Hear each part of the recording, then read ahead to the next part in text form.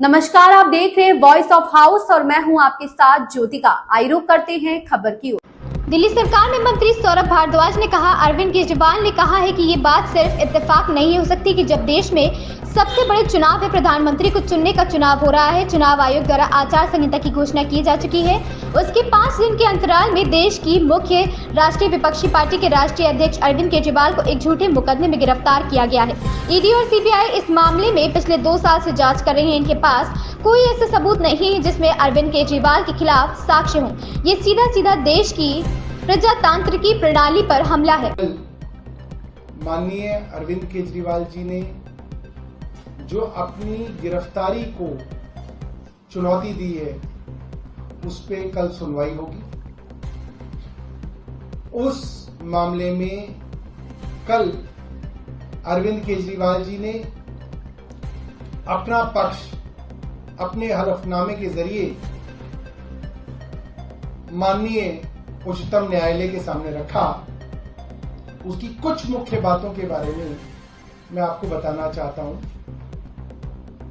अरविंद केजरीवाल जी ने कहा कि ये बात सिर्फ इत्तेफाक नहीं हो सकती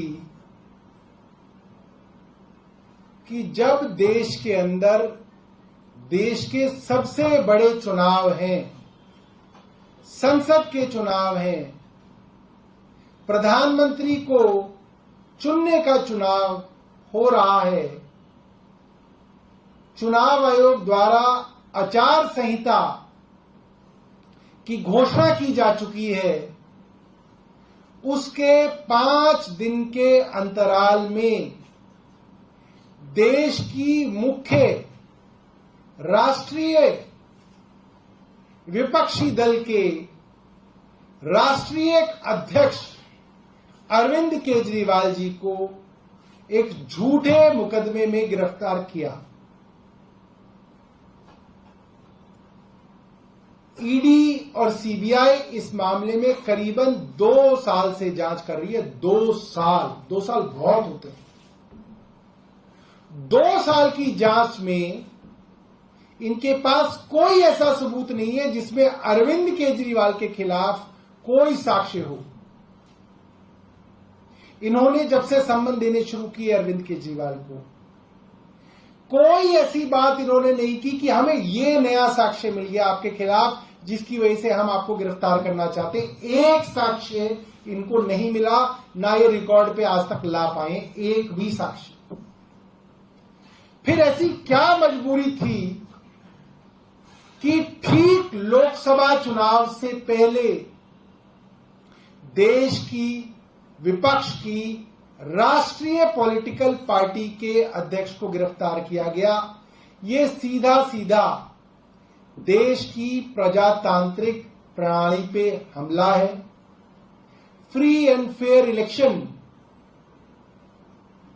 सबको बराबरी का मौका देने का सिद्धांत, giving level playing field to everyone, जो इस देश के संविधान का एक बड़ा सिद्धांत है, जो इलेक्शन कमीशन की एक सबसे बड़ी जिम्मेदारी है, उसका उल्लंघन है कि अहम चुनाव से पहले आपने अरविंद केजरीवाल को गिरफ्तार कर लिया। उनकी गिरफ्तारी की वजह से उनकी पार्टी के प्रचार को रोकने की कोशिश की गई। यह कोशिश की गई कि अरविंद केजरीवाल गिरफ्तार हो जाए तो प्रचार ना हो पाए। इस खबर में बस इतना ही। बने रहिए वॉइस ऑफ हाउस के साथ।